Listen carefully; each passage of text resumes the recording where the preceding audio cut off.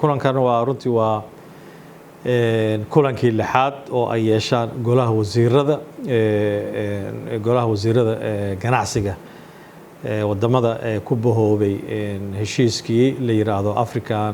Africa Continental Free Trade Area ama aaga ganacsiga xorta ah wadamada Afrika runtii aaga heshiiskaas oo ahaa heshiis ay horey ay u gaareen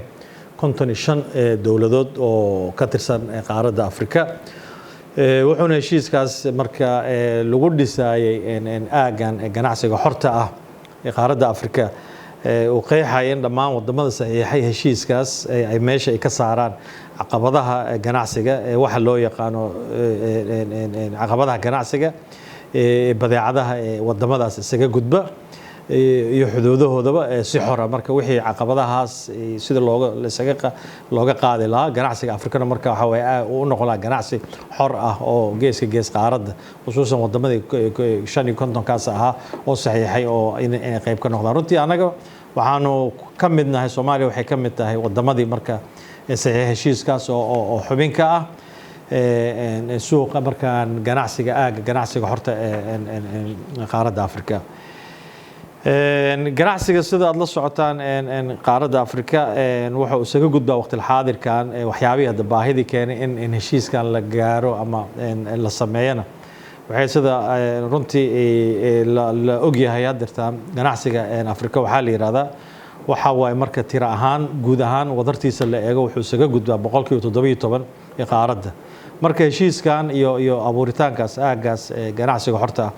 wuxuu abuurayaa in fursadaha in kor u kaco ganacsiga guud ee qaaradda Afrika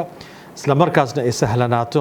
qaybinta juqraafi ahaan ee ganacsiga iyadoo ugu dambeyn meeshan waxa way ka bixi doonto ama laga saari doono 90% canshuuraha badeecadaha ka imaanaya wadamada xubnaha ka ah heshiiskan ee qaaradda Afrika dhexdeeda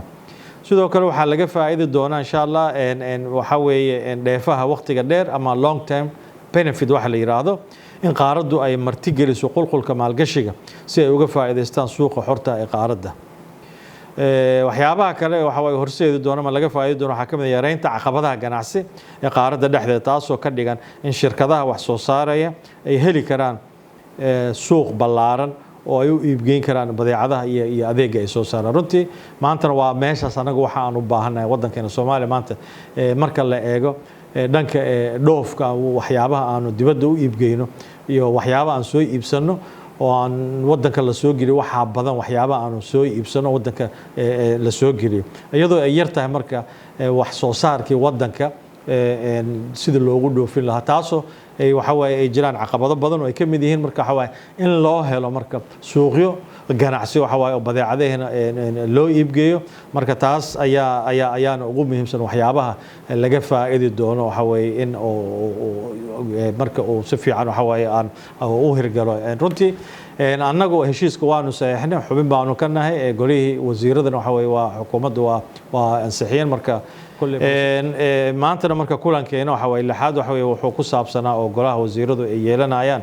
wuxuu ku saabsanaa laba ajenda ayaa ugu muhiimsanaa oo ah waxa shirkan jira shir ka horeeyay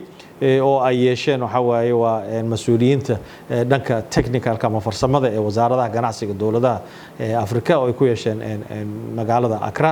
isbuucii aan soo dhaafnay marka ajandii waxyaabaha ay soo diyaariyeen ayaa marka looga doodayay maanta halkan si markaana waxyaabo u baahan in la ansixiyana loo ansixiyo oo ugu muhiimsan tahayna warbixinada maanta ajandaha ugu muhiimsan waxa way waa in la isla eego agreementiga ama heshiiskii dhexmaray African Unionka iyo wadamada ku yaala Caribbean iyo Pacifica iyo midowga Europe marka kulankeena maanta wuxuu ahaa marka kulankaas oo ku saabsanaa wasiirada ganacsiga ee dawladaha xubnaha ka ah waxa la yiraahdo aaga ganacsiga horta ee qaaradda Afrika sidoo kale waxyaabaha kale ugu muhiimsan oo laga faa'iidayo waxa weeye waa hirgelinta aagan ganacsiga horta ee qaaradda Afrika waxa kamid ah in waxa fursado loo heli doono in waxa way loo iibgeeyo badeecadaha wadankeena ka soo baxa dhammaan qaaradda dhexdeeda si caqabad la'aan waana meesha hadda maanta ganacsigeena iyo ganacsadeena ay u baahan yihiin waxa way inay helaan waxa way suuqyo badeecadooda iyo wax soo saarka dalka ay u iibgeeyaan si waxa way caqabad la'aan sidoo kale in la isku dhafo dhaqaalaheena isla markaana xoogga la saaro badeecadaha tayada lagu daro iyo sidoo kale in aanu marti gelino qulqulka dadka daneynaya inay maalgashadaan Soomaaliya taasoo sare u qaadaysa wax soo saarka dalka iyo in la isku xiro ganacsiga isaga gooshaya koonfurta iyo waqooyiga Afrika iyagoo aan marin iyadoo isla markaasna marin laga dhiganayo biyaha badweynta India oo ah marin Soomaaliya siinaya faa'iido kala duwanaansho ah sidoo kale waxa waa inaanu ka faa'iideysano waxyaabaha ka heli doono waxa kamid inaan ka faa'iideysano dhanka teknolojiyada isu gudbinta dhaxalka isu gudbinta waxa la yiraahdo teknolojiyada ama dhaxalka teknolojiyada technology waxa waa transfer marka runtii waxaan u aragnay in heshiisyadaas ay wasaaraddu xukuumadda Soomaaliya iyadoo waxa way wakaaladuna ay wasaaraduna ay wakiil ka tahay ay waxa way waa kamid yihiin aagaan ganacsiga xorta waxa way iyo hadda oo aanu dadaal ugu jirno sidaan xubin uga noqon lahaynba in ururka ganacsiga adduunka WTO intuba waxa waxyaabo